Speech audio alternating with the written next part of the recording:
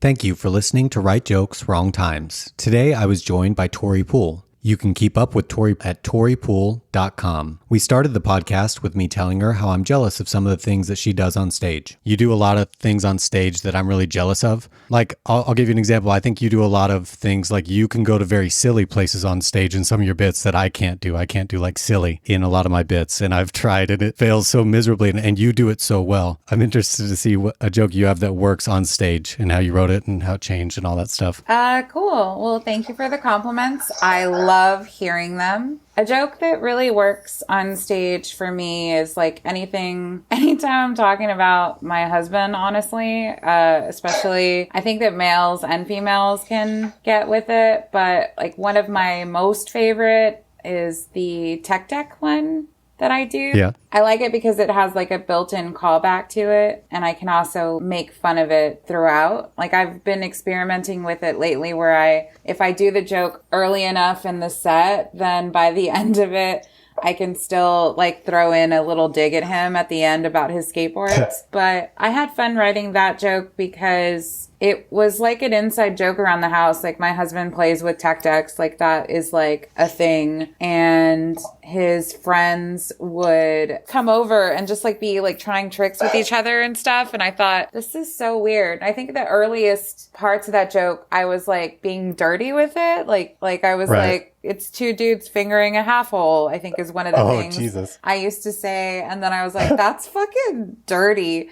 And so I was trying to like find a way to make it more, so that I could do it like on the main stage when hosting, you know, right. Or just do it whenever. But I have a lot of fun with that one because it also incorporates movement, and I wasn't always doing the movement, but like I jump around like an idiot, you know, and that always gets laughs. And then I really like didn't figure out what the joke was. Like I knew the story was funny, but I didn't figure out what the joke was until we dojoed it one time. Oh my God, a year ago. And we were sitting there and I was talking about how ridiculous it is. I want to say Raul was there, and Raul Sanchez was like, is it because he's like a kid? And then that just like, it clicked for me that was the fucking punchline, is that I, you know, essentially I do like kids, you know, and then I could tie it back to the teaching. And then that was really fun. I like writing about my marriage and about like, you know, having a kid. I like writing about me a lot because I have RBF pretty hard. What the fuck is RBF?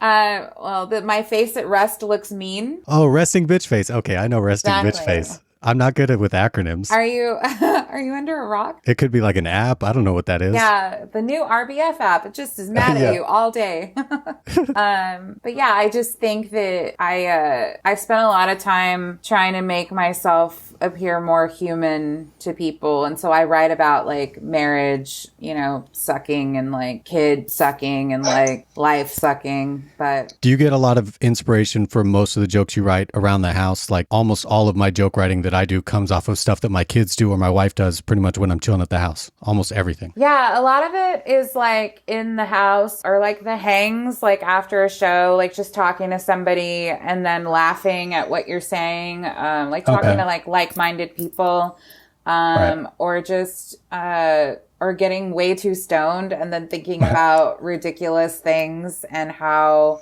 you know, I don't know. The other day I was just sitting on my patio and my brain was just on fire thinking about how ridiculous it is that cops are killing people that are different than them, but like just kill people that look like you know what I mean?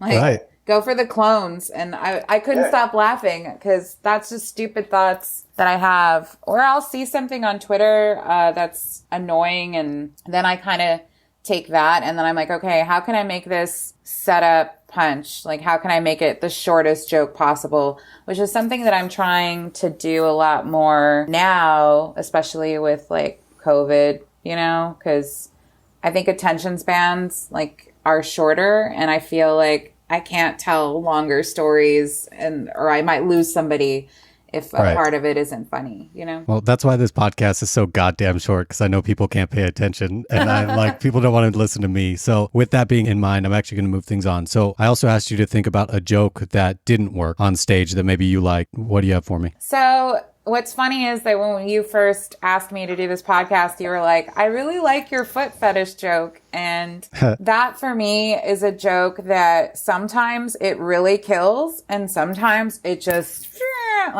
fucking dies. And I think it has a lot to do with like setting. And if I get tongue tied, that can throw it off too.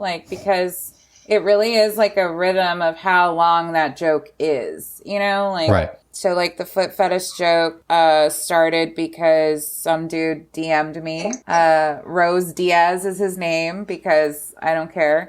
And I still have the screenshots or whatever. I'll send them to you. But it's so funny because he just, was like ranting about, being my friend and wanting to see my feet and silicone mold. And it was like, don't leave me on red. It was like threats, but like also give me your feet and be my special friend. And I was like, I have eczema. And then I couldn't stop laughing because I've seen like a lot of people do jokes where you're just repeating things. Like I have another joke where I repeat a line at HEB. Like I say, there's a line.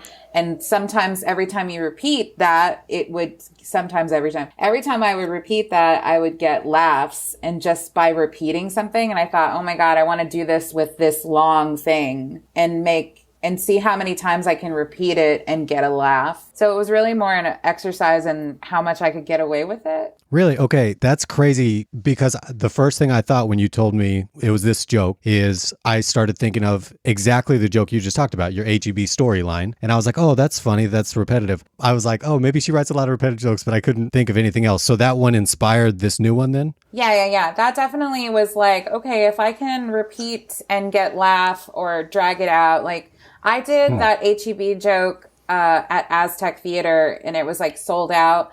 And I must have said, is there a line? Like 11 times. I've never been able to do that again. Like I haven't been able to drag it out that far. It was just like a couple minutes. I was walking around the stage and I was like, is there a line? Like just freaking said it. And it was so funny. So like when this foot fetish thing happened, I was like, this is so ridiculous. I wonder how... And plus, he really was like, well, no, I'm fine. You know what I mean? Like, well, okay, whatever. And then he would send the same thing. And I thought, oh my God, how many times would he send it? Like, I think he only sent it twice, but I made it where he sent it like 4 times. Yeah. I love that there's like no amount of bad that your feet could have gotten. Like, what level could he have been like, no, I'm going to tap out? I don't even know. I guess there's something called like COVID-19 feet now or something. So maybe I should have said that, like some sort of disease. I was like, no, it's gangrene. I heard that from Jay, like COVID toe. I don't want to look it up. I don't want that image in my head. I might look it up right after this. I'm super curious. Like, what is it? Why is it? Safe search off. He said it was like purple. So that's... Yeah. And I really do have eczema. Like, I have a tattoo that triggered eczema and it's annoying. It's like just one tiny spot and I don't like wearing sandals. Oh, I hate wearing sandals anyways. Jesus, that's a bad move. Yeah. As like a white dad, sandals is a bad move. Yeah. Like it's just always a bad call. That's what I always say as a white dad. Yeah. That joke, honestly, I did it at LOL when I opened for Tom Green, or when I featured for Tom Green, and like one show it did good and then the next show I think that they were like drunk and they wanted to get on with the show. And so like I lost them and then I had to like throw in like improvised jokes or whatever. Right. Or like somebody heckled me. That's right. They called out like, pay me or send some money and I'll do it. Or like something like that. Like something fucking stupid. And I was like, oh yeah? Did you just ruin my joke? Yeah, so if you have like a repetition joke or especially like a timing/repetition joke, I'm sure somebody jumping in on that would totally fuck it up. Yeah, it totally does. So I had to like roll with it, but I saved it in the end, but it ended up being where they were just like, huh. Yeah. But I tried it all weekend just because like when you have, sometimes like it's okay if it doesn't work the first time. I was actually talking to somebody about this recently and they were like, dude, I thought, oh, it was Jason. Jason was like, you know what? The problem with that joke is you don't do it enough. And I was like, excuse me? And he's like, well, no, it's a repetition joke and people like, you have to just keep working on it. And then I divorced him because that was an insult. I'm going to keep things moving to the last thing, which is what you're writing about now. And you already said, like you said the joke about cops going after people that look like themselves. Oh, that's so so dumb. Yeah. That's underdeveloped thought. Yeah. I normally don't write about what's going on, like current events, but it's really hard for me. Like when I sit down and try to write right now, it's really hard for me not to let that seep into my set, which is not me. I think that it's good to, like, of course I've written COVID jokes or whatever, and I like my COVID jokes, especially because, like, I have one of them about an online show that I did, and I'm going to keep that. Like, I really like it. I've been writing kind of about current events in that I'm making fun of them right now, but mostly I'm working on things about, like, culture and identity and trying to get this grasp on this whole fascination with labeling people as Latinos and stuff like that. So that's kind of what I'm working on, because Latinos is a term that's only used in the US and it's annoying. And really, I don't know this. Yeah. I guess it's a label that the government gave a brown people.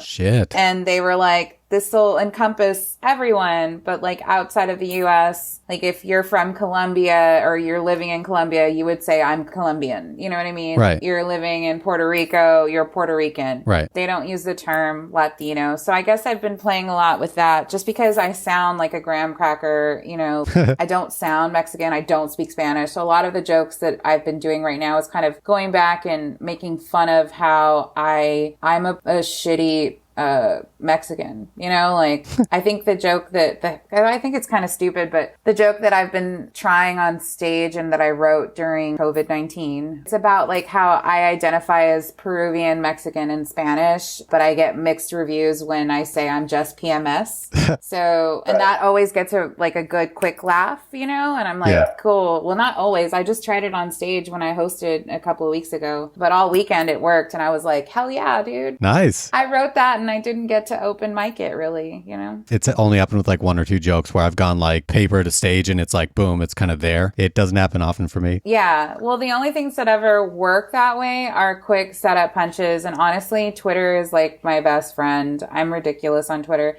I looked at it the other day and I have over 11,000 tweets and I'm like, shit, what have I been doing? You just joined last year or what? No. I've been on there forever. Oh God, my first tweets are probably really inappropriate, which is why I have them limited view. Like I don't have Twitter. You can't go back that far on my Twitter because I fly off in the mouth a lot. Yeah, Tori's not getting canceled years from now. You're good. No, I'm canceling people left and right. Thank you so much for being on. Yeah, of course, dude. Thanks for having me.